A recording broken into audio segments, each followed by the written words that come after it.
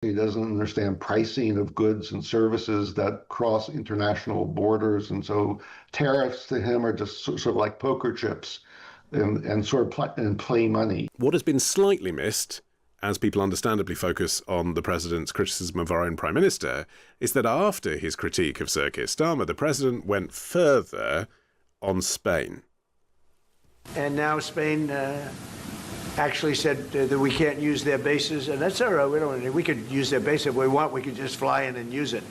Nobody's going to tell us not to use it, but we don't have to. But they were unfriendly, and so I told him we don't want to. Spain has absolutely nothing that we need other than great people. They have great people, but they don't have great leadership. And as you know, they were the only country that in NATO would not agree to go up to 5%. I don't think they would have agreed to go up to anything. They wanted to keep it at 2%, and they don't pay the 2%. So we're going to cut off all trade with Spain. We don't want anything to do with Spain. Where did that come from? We've had this beef, so we're going to cut off all trade with Spain. Let's talk now to Harry Broadman, former US Assistant Trade Representative and Chief of Staff of the President's Council of Economic Advisers under George H.W. Bush and Bill Clinton. Hi there, Harry. Hi, Ali. How are you? Yeah, good. And thank you so much for taking the time to join us again. How did you react to that press conference today and that seeming announcement that Spain is being cut off from trade with the United States? Well, welcome to our world. By our, I mean the entire world's world. I mean, this is par for the course with Mr. Trump.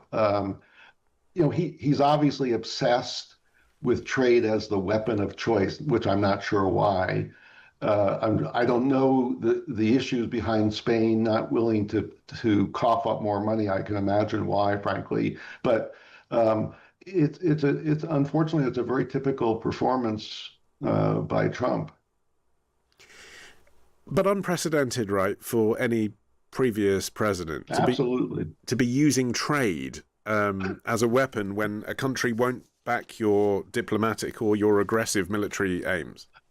Yeah, I mean, it goes without saying that Trump is obsessed with trade. He doesn't understand it, but he's still obsessed with it. He doesn't understand, how trade works, and he doesn't understand pricing of goods and services that cross international borders. And so tariffs to him are just sort of like poker chips and sort of play money. But of course, they have real impacts, not least of which on the U.S. economic fortunes. So, yeah, that's the strange thing. Viewing it from this side of the pond is when he talks about trade as a punitive measure. He fails to mention that the people who would be paying for it is the businesses in the United States that are importing from Spain and the customers who want to buy Spanish goods. Yeah, no, he believes that it's the exporters who are paying. And, we can look at at recent data about who is paying what when it comes to tariffs. And, the Supreme Court that ruled against his choice of law to put these tariffs on, I think, frankly, reading between the lines made a mockery of his judgment, not only how trade works, but obviously getting very poor advice by his Treasury Secretary and his U.S. Trade Representative, which is, really quite alarming. And so we have to use some judgment, don't we, as to whether he means it. And in a sense, part of his skill as an operator is you're never sure whether he means it, and he might mean it, so that could be a problem.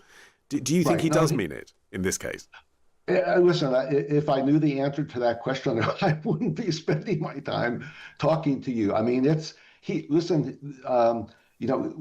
may mean it at one level, but then all of a sudden he'll confront reality and he'll realize that he's just cutting off his nose to spite his face. And I think he was really pissed off about the Supreme Court.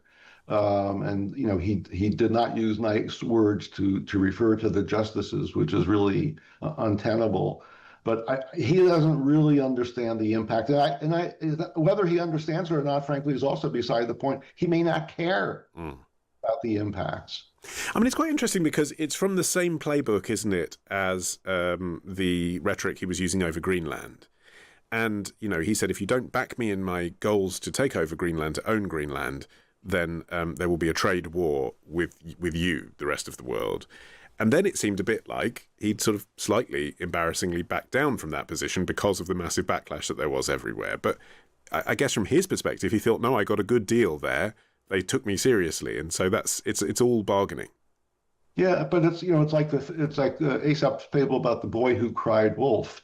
When Mr. Trump keeps crying wolf, and then when it's time to have him in the wolf's clothes come out and attack, he says, forget it, I didn't mean it that way.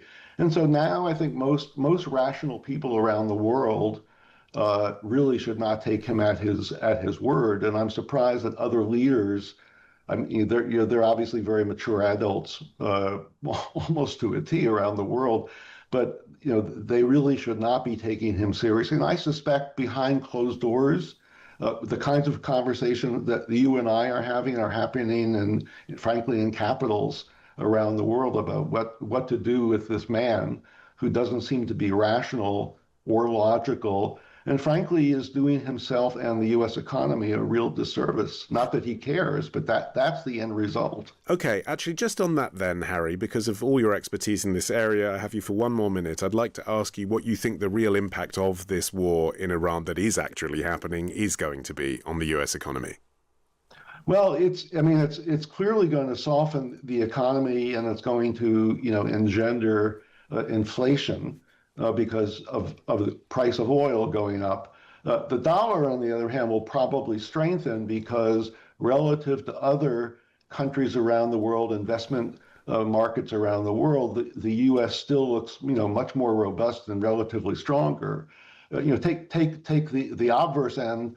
China will be dramatically hurt if oil prices go through the roof, and import prices and export prices that China relies on both for buying and selling, those will also come crashing down. And many countries in the global south, including China, will be harmed far more than the global north, the advanced countries. But the U.S.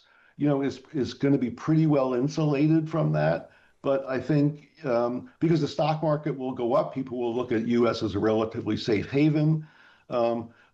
But on the other hand, this is the real issue is that this is eroding confidence in the globe and U.S. economic leadership. And I think people are just counting the hours and the days and the years when he's no longer in the White House, and we can get back to a more sensible issue. But in the meantime, there's going to be inflation. There's going to be a lot of pressures on the U.S. as well as the world economy, and how this man navigates things, I think, is has yet to be seen if it's going to be a serious way of navigating. Okay. Harry, really appreciate your time. Thank you.